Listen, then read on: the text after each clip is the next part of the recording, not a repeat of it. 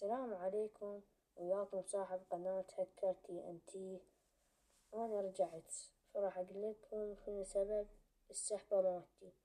فيديو راح أقسم اثنين: ليش سحبت وشنو خلاني أرجع. ليش سحبت؟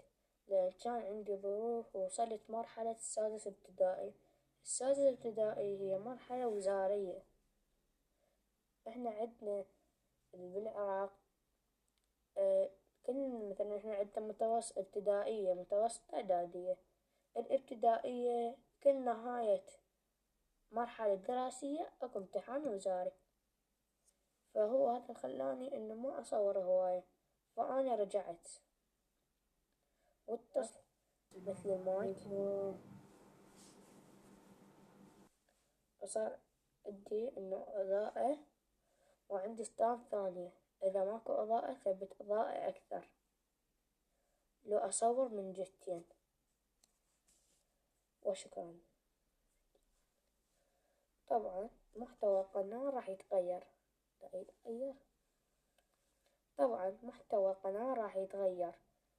من بوبجي وجيمنج إلى انتقاد. أتوقع قليل راح أسوي جيمنج. وشكرا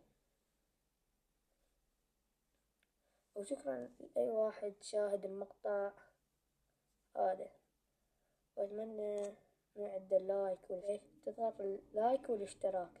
يلا بس مع